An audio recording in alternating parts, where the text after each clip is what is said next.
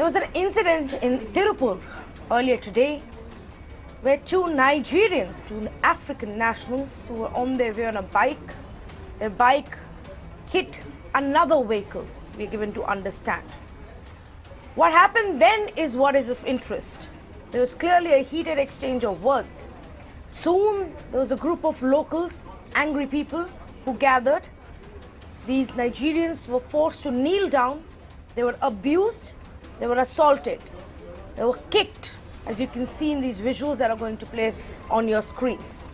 That this is not just about just an angry mob mentality, but something more. People make jokes, people laugh at them. They make jokes about their skin color. But that's not all. They hold their noses and they walk away. In North, many believe that Africans are cannibals. They eat human flesh. These are the kind of stories you will hear. These are the ways that racism really begins. Where people are accused of being drug addicts, drug peddlers, criminals, nuisance makers, those who listen to loud music, who drink, who do drugs. These are the kind of words who are a bad influence.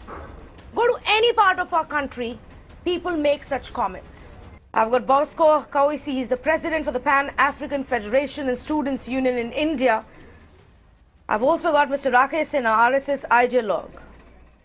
Bosco, let me come to you first. Are these incidents of racism to your mind, or is it just mob attacking, people, mob justice of some twisted kind which is at play? Well, thank you very much for the question.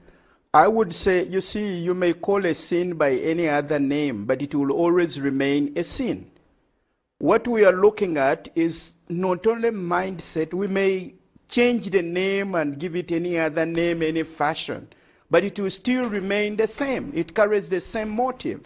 Now, you see people being attacked. If at all any African has done something wrong, they are supposed to hand him over to the police. Why would the mob take action in their hands?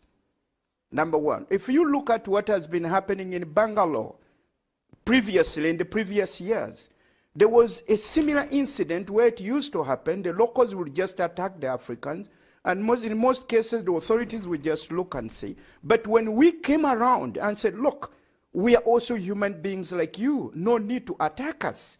If anyone has done something wrong, you please call the police, hand him over to the police, let him face them. And that has worked in Bangalore right now, and we are experiencing some kind of like quietness in Bangalore. Now, what is happening in Tripur is nothing but racism. Because somebody is sitting there and begging you and saying, look, I didn't do it intentionally.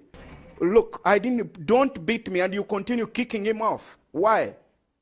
Let us assume, if that particular gentleman was a white, would they really kick him?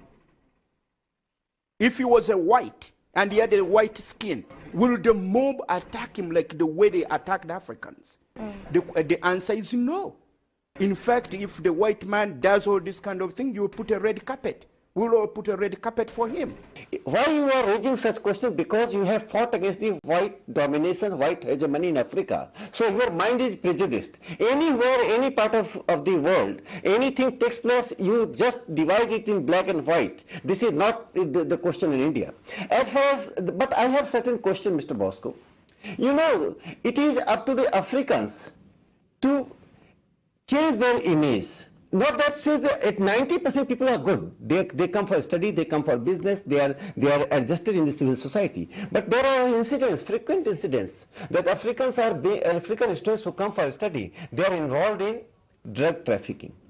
They are involved in illegal fake currencies. These are certain things which have been giving you bad image.